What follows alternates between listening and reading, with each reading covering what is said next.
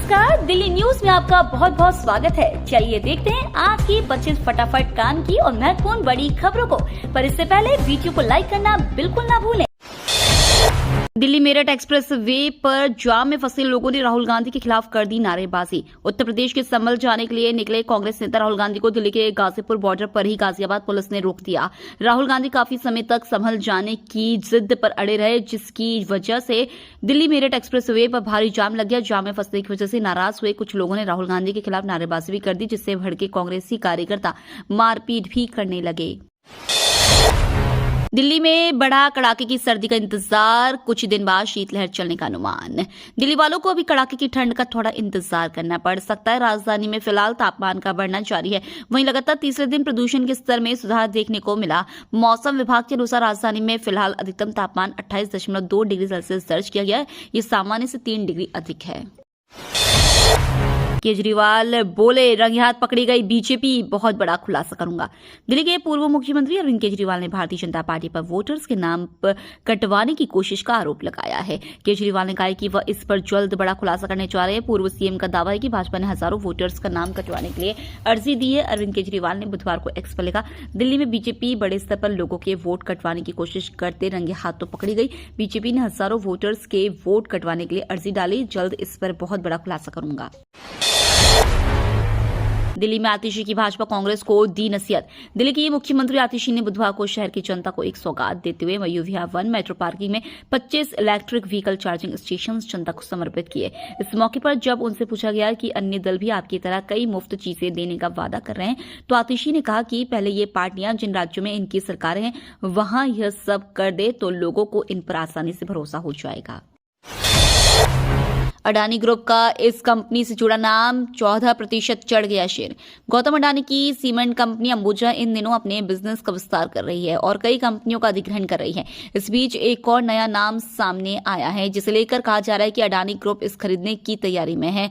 यह बात money control की एक रिपोर्ट में कही गई है। स्टार सीमेंट के शेयर बुधवार को 14% तक चढ़ गए थे। हालांकि यह शेयर 5.86% चढ़कर 207 रुपए पर बंद हुआ। सुखबीर बादल पर हमले को लेकर गरमाई दिल्ली की सियासत, भाजपा ने आप को घेरा।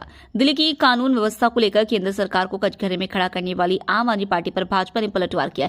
नई दिल्ली की सांसद बांसुरी स्वराज ने कहा, स्वर्ण मंदिर में पंजाब के उप मुख्यमंत्री सुखबीर सिंह बादल पर हमला से स्पष्ट है कि पंजाब में कानून व्यवस्था ध्वस्त हो गई है। प्रेस वार्ता में उन्होंने कहा कि आप संयोजक दिल्ली की कानून व्यवस्था पर बयानबाजी कर रहे हैं, लेकिन पंजाब की घटनाओं पर चुप है। पंजाब में आम आदमी पार्टी की सरकार है। स्वर्ण मंदिर में पूर्व उप मुख्यमंत्री सुखबीर सिंह बादल पर हमला लोगों की आस्था पर भी हमला है। भाजपा को फिर बड़ा झटका, बड़े नेता प्रवेश रत्न आप में शामिल। दिल्ली में आगामी विधानसभा चुनाव से पहले आम आदमी पार्टी चुनाव की तैयारियों में जुटी हुई है। एक बार फिर भाजपा को दिल्ली में आप ने बड़ा झटका दिया है। अरविंद केजरीवाल के कामों से प्रभावित होकर जाटव समाज के बड़े नेता प्रवेश रत्न आम आदमी पार्टी में शामिल हो गए हैं। मनीष सिसोदिया ने उन्हें पार्टी की सदस्यता दिलाई। कानून व्यवस्था पर दिल्ली विधानसभा में हंगामा। दिल्ली विधानसभा के शीतकालीन सत्र में बुधवार कानून व्यवस्था के मुद्दे पर हंगामा हुआ। सदन के भीतर सत्ता पक्ष ने इस मुद्दे पर भाजपा को घेरा और चर्चा कराई। वहीं सदन के बाहर परिसर में सत्ता पक्ष के विधायकों ने विरोध प्रदर्शन भी किया। उधर विपक्ष ने ध्यान आकर्षण प्रस्ताव लाकर दिल्ली के शिक्षा मॉडल पर चर्चा कराने की मांग विधानसभा अध्यक्ष रामनिवास गोयल से की, लेकिन कानून व्यवस्था पर चर्चा पर सत्ता पक्ष डिगा रहा। दिल्ली के अधिकतर इलाकों में मध्यम श्रेणी में आबोहवा, 100 अंक तक सुधरा AQI। राजधानी में हवा की दिशा बदलने और गति तेज होने से वायु गुणवत्ता मध्यम श्रेणी में पहुंच गई है। लोगों ने लंबे समय बाद इस श्रेणी की हवा में सांस ली है। इससे आसमान भी बिल्कुल साफ रहा, जिससे लोगों को प्रदूषित हवा से लगभग 2 महीने बाद राहत मिली है। बुधवार को केंद्रीय प्रदूषण नियंत्रण बोर्ड के मुताबिक वायु गुणवत्ता सूचकांक 178 रहा, जो कि मध्यम श्रेणी में है। यह मंगलवार के मुकाबले 100 सूचकांक की कम है। इससे पहले 10 अक्टूबर को AQI 164 दर्ज किया। ट्रिपल मर्डर से दहली दिल्ली नेबसराय में एक ही परिवार के 3 लोग का कत्ल। दिल्ली के नेवसराय इलाके में एक परिवार के 3 सदस्यों की निर्मम हत्या से क्षेत्र में सनसनी फैल गई है। बदमाशों ने घर में घुसकर मां, पिता और बेटी की हत्या कर दी। वारदात के बाद अपराधी मौके से फरार हो गए। पुलिस ने जांच शुरू कर दी और आसपास के इलाकों में तलाशी अभियान चलाया जा रहा है। केजरीवाल बोले, दिल्ली की बिजली कंपनियों को अडानी को सौंपने का बनाया दबाव। विधानसभा में दिल्ली के पूर्व मुख्यमंत्री और आम आदमी पार्टी के नेशनल कन्वीनर अरविंद केजरीवाल ने विधानसभा में कहा कि जब मैं मुख्यमंत्री था तब मुझ पर दिल्ली की बिजली कंपनियों को अडानी को सौंपने का दबाव बनाया गया था। जब मैंने इनकार कर दिया तो मैं सोच रहा था कि शायद इसी वजह से मुझे जेल भेजा गया। भाजपा को मेरी चुनौती है कि वे घोषणा करें कि अगर वे सत्ता में आते हैं तो वे बिजली कंपनियों को अडानी को नहीं सौंपेंगे। दिल्ली में होगी 15,000 से ज्यादा होमगार्ड्स की भर्ती। इस साल की शुरुआत में सक्सेना ने 10,285 नए होमगार्ड कर्मियों की भर्ती को मंजूरी दी थी, जिसमें उनके सर्विस रिकॉर्ड के आधार पर सीडीवी को प्राथमिकता दी गई थी। नवंबर 2023 में सीडीवी की नौकरियों को तत्कालीन सीएम अरविंद केजरीवाल की मंजूरी के साथ खत्म किया गया था। होमगार्ड नियुक्ति को लेकर कई बाधाएं भी थी। 7,939 पदों को प्रभावित करने वाले लंबित अदालती मामले भी चल रहे थे, लेकिन भर्ती प्रक्रिया को तेजी से पूरा करने के लिए प्रस्ताव को आगे बढ़ाया गया। नई मुश्किल में आ विधायक नरेश बालियान। दिल्ली पुलिस ने अब मकोका मामले में मांगी गिरफ्तारी। आम आदमी पार्टी के विधायक नरेश बालियान की मुश्किलें खत्म होने का नाम नहीं ले रही है।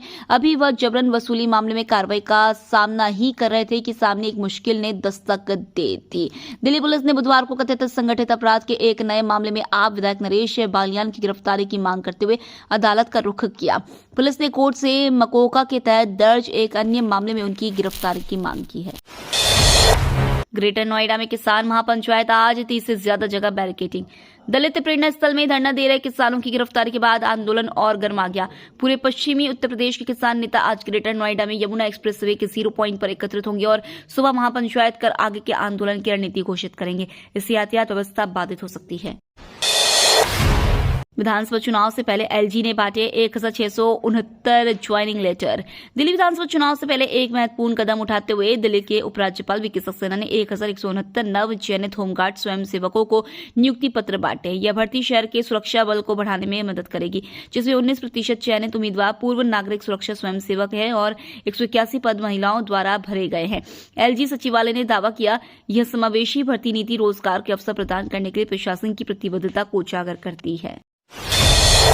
दिल्ली चुनाव में दाव पर केजरीवाल की प्रतिष्ठा, इन 12 सीटों के फेर में फंसी आप। आम आदमी पार्टी इस बार प्रत्याशियों के चयन को लेकर अत्यधिक सतर्क है। आम आदमी पार्टी की रणनीति हर हाल में दिल्ली विधानसभा चुनाव जीतने की है। पार्टी का प्रत्याशियों के लिए लगातार सर्वे तो हो ही रहा है। शीर्ष नेतृत्व ने निर्देश दिया है कि वरिष्ठ नेता शादी समारोह में जाने पर भी इलाके के मजबूत लोगों के बारे में टोले। इतना ही नहीं, इलाके के अपने विधायकों के बारे में भी बातचीत में उनकी राय जाने, वे अपनी रिपोर्ट भी उन्हें दें। इसका मकसद है कि प्रत्याशी के चयन में किसी भी तरह की कोई कमी नहीं रहे। उदय प्रताप कॉलेज की प्रॉपर्टी पर वक्फ बोर्ड ने छोड़ा अपना दावा। वाराणसी के उदय प्रताप कॉलेज की संपत्ति पर यूपी सेंट्रल सुन्नी वक्फ बोर्ड ने अपना दावा छोड़ दिया है। बोर्ड ने पत्र भेजकर जानकारी दी है कि 18 जनवरी 2021 को ही उनके दावे को निस्तारित किया जा चुका है। वहीं कॉलेज में मौजूद मज़ार पर वक्फ बोर्ड द्वारा अपना दावा छोड़ने के बाद प्रिंसिपल ने सभी छात्रों से सौहार्द बरतने की अपील की है, क्योंकि बीते दिन छात्रों ने वक्फ बोर्ड के दावे से खफा होकर मज़ार पर हनुमान चालीसा पढ़ने की कोशिश की थी, जिसके चलते हालात तनावपूर्ण हो गए थे। पुलिस ने कई छात्रों को हिरासत में ले लिया था। एडिलेड टेस्ट से 3 दिन पहले ही बाहर हुआ टीम इंडिया का नंबर 1 खिलाड़ी। भारतीय और ऑस्ट्रेलिया के बीच बॉर्डर गावस्कर ट्रॉफी का दूसरा मुकाबला एडिलेड में कल से खेला जाएगा। मैच शुरू होने में अभी 3 दिन का समय है, लेकिन टीम का नंबर 1 खिलाड़ी इस मुकाबले से बाहर हो गया है। बात हो रही है रविचंद्रन अश्विन की, जिन्हें दूसरे टेस्ट में भी मौका नहीं दिया जाएगा। मीडिया रिपोर्ट्स के मुताबिक एडिलेड टेस्ट में अश्विन की जगह वॉशिंगटन सुंदर को ही मौका मिलेगा। वॉशिंगटन सुंदर को पर्थ टेस्ट में भी प्राथमिकता मिली थी और एडिलेड में भी ऐसा ही होने वाला है। एलन मस्क की टेंशन बढ़ी, सैटेलाइट इंटरनेट पर जियो एयरटेल आए साथ। भारत सरकार उपग्रह नेटवर्क ला रही है, जिससे दूर दराज के इलाकों में इंटरनेट पहुंचेगा। स्टारलिंक और अमेजॉन जैसी कंपनियां इस सेवा में शामिल है। स्पेक्ट्रम आवंटन पर बहस जारी है, जहां जियो एयरटेल नीलामी चाहती है, जबकि एलन मस्क इसके विपरीत है। ट्राई दिसंबर तक फैसला लेगा और स्टारलिंक सेवा शुरू करने की तैयारी में है। कुरान के अपमान पर आक्रोश में भाजपा खूब गूंजे अल्लाहू अकबर के नारे। कुरान के अपमान को लेकर भारतीय जनता पार्टी दिल्ली की सत्तारूढ़ आम आदमी पार्टी पर हमलावर है। आप विधायक को कुरान की तौहीन से जुड़े केस में सजा सुनाए जाने के बाद भाजपा ने जोरदार प्रदर्शन किया। पार्टी प्रमुख अरविंद केजरीवाल के आवास के पास भाजपा के अल्पसंख्यक मोर्चा ने धरना प्रदर्शन किया। इसमें नारा ए तकबीर, अल्लाहू अकबर जैसे नारे भी खूब गूंजे। भाजपा ने आपसे मांग की कि दोषी करार दिए गए विधायक नरेश यादव को पार्टी से बाहर किया जाए। फडणवीस मुलाकात के बाद डिप्टी सीएम के लिए राजी हुए शिंदे। महाराष्ट्र में चुनाव नतीजे सामने आने के बाद से चला आ रहा राजनीतिक गतिरोध समाप्त हो चुका है। इससे राज्य में नई सरकार के गठन का मार्ग प्रशस्त हो गया है। बीजेपी के वरिष्ठ नेता देवेंद्र फडणवीस ने कार्यवाहक मुख्यमंत्री और शिवसेना प्रमुख एकनाथ शिंदे से मुलाकात की। इस बैठक में नई सरकार के गठन के लिए एक अस्थायी व्यवस्था तय की गई है। आपको बता दें कि नई सरकार का शपथ ग्रहण समारोह आज होगा। इससे पहले भाजपा विधायक दल की बैठक हुई। एलन मस्क को नई सैलरी देने से कोर्ट ने लगाई रोक। दुनिया के सबसे अमीर व्यक्ति एलन मस्क इन दिनों अपनी सैलरी पाने के लिए कानूनी लड़ाई लड़ रहे हैं। डेलावेयर की एक अदालत ने एक बार फिर टेस्ला के सीईओ के 101.4 अरब डॉलर के सैलरी पैकेज को खारिज कर दिया है। आपको बता दें कि यह पैकेज 2018 में तय हुआ था। टेस्ला के स्टॉक की जबरदस्त बढ़त के चलते इसकी वैल्यू कई गुना बढ़ गई। कोर्ट के फैसले के बाद एलन मस्क को इस पे पैकेज तक पहुंचने से रोक दिया गया है। अब किसानों को मिला न्यू ईयर गिफ्ट, खाते में आएंगे 5,000 रुपए। अगर आप प्रधानमंत्री किसान सम्मान निधि के लाभार्थी हैं तो ये खबर आपके बहुत काम की है, क्योंकि सरकार बहुत जल्द आपको न्यू ईयर गिफ्ट देने वाली है। इस बार पात्र किसानों के खाते में 2,000 रुपए नहीं बल्कि 5,000 रुपए क्रेडिट होंगे। आपको बता दें कि सरकार मानधन योजना की किश्त के साथ ही पीएम किसान निधि के साथ मिलने वाली किश्त को क्रेडिट करने की तैयारी कर रही है। हालांकि मानधन योजना का लाभ उन किसानों को ही मिलेगा जिन्होंने इसके लिए रजिस्ट्रेशन किया हुआ है। दिल्ली के प्राइवेट स्कूल में झगड़े के दौरान छात्र की मौत, सीसीटीवी में घटना कैद। बसंत विहार स्थित एक निजी स्कूल में मंगलवार सुबह करीब 8:30 बजे छठी कक्षा के छात्र की संदिग्ध हालत में मौत हो गई। स्कूल प्रशासन ने बच्चे को बेसुध हालत में अस्पताल पहुंचाया और उसके परिजनों व पुलिस को सूचना दी। सूचना के बाद पुलिस ने अस्पताल पहुंचकर 12 वर्षीय प्रिंस के शव को कब्जे में लेकर पोस्टमार्टम के लिए रखवा दिया है। देश का सौहार्द इतना कमजोर नहीं है, एक्टिविस्ट की गिरफ्तारी में ढाल बन गया हाईकोर्ट। दिल्ली हाईकोर्ट ने देश में सद्भाव का जिक्र करते हुए एक दुश्मनी को बढ़ावा देने के एक कथित मामले में एक्टिविस्ट नदीम खान को 6 दिसंबर तक गिरफ्तारी से राहत दे दी। जस्टिस जसमीत सिंह ने मौखिक रूप से टिप्पणी की कि देश का सद्भाव इतना नाजुक नहीं है और आम इंसान के विवेक पर भरोसा कायम रहना चाहिए। ये तो थी आज की बड़ी खबरें। रोजाना ऐसी ही सबसे पहले अपडेट पाने के लिए चैनल को सब्सक्राइब करना बिल्कुल ना भूलें।